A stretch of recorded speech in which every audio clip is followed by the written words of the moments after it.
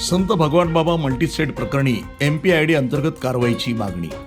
संत भगवान बाबा मल्टीस्टेट प्रकरणातील ठेवीदारांना न्याय मिळावा यासाठी संतोष प्रकाश लुणिया यांच्यासह संबंधित संचालक आणि तपासात दोषी आढळणाऱ्या व्यक्तींवर MPID कायद्यानुसार कठोर कारवाई करावी अशी मागणी करण्यात आली आहे. जन आधार सामाजिक संघटनेचे संस्थापक अध्यक्ष तथा ठेवीदारांचे प्रतिनिधी प्रकाश पोटे आणि गणेश शेकडे यांनी पोलीस अधीक्षक मोम्मका सुदर्शन यांना निवेदन देत ही मागणी केली आहे. ठेवीदारांच्या तक्रारींच्या आधारे साद घालण्यात आलेल्या निवेदनात फरार आरोपी संचालकांना लपवून ठेवणं किंवा त्यांना संरक्षण देण्यात लुणिया यांची भूमिका होती का याची सखोल चौकशी करण्याची आग्रही मागणी करण्यात आली आहे. तसंच कथित 6 कोटी रुपयांच्या आर्थिक व्यवहारासह जमीन खरेदी विक्री आणि इतर आर्थिक व्यवहारांची तपासणी करण्याची मागणी करण्यात आली आहे. भगवान बाबा मल्टीस्टेट यामध्ये ठेवी ठेवण्यासाठी लुणिया यांनी आपल्याला प्रवृत्त केल्याचं काही ठेवीदारांनी लेखी निवेदनामध्ये नमूद केल्याचा दावा करण्यात आला आहे. त्यामुळं लुणिया यांची एजंट सदृश भूमिका होती का याची स्वतंत्र चौकशी करण्याची मागणी करण्यात आली.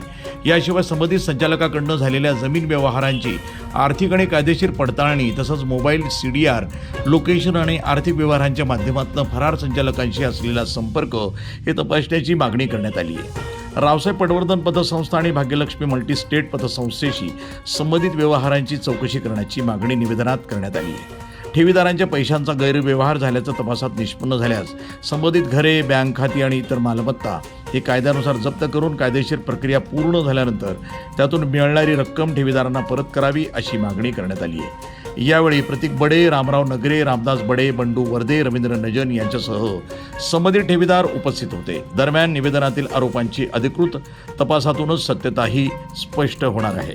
त्यामुळे आज आम्ही मोठ्या संख्येने या ठिकाणी अहिल्यानगर जिल्ह्यातील जे भगवान बाबा मल्टीस्टेटचे ठेवीदार आहेत या ठेवीदारांना घेऊन पोलीस अधीक्षकांना भेटलो आणि लवकरात लवकर या प्रकरणामध्ये जे फरार आरोपी आहेत 2-2, 3-3 वर्ष आले यांच्यावर गुन्हे दाखल आहेत, परंतु यांना अटक झाली नाही, यांना तात्काळ अटक करावी आणि या सर्व केसवरती हे जे संतोष लुणिया महोदय आहेत यांच्या CDR चेक कराव्यात.